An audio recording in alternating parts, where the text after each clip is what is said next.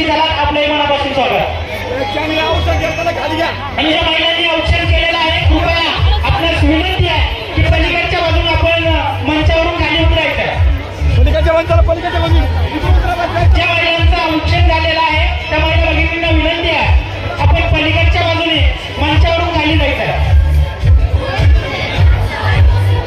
या विश्वचिंतन सोहळ्यासाठी माननीय अक्षय भालेराव,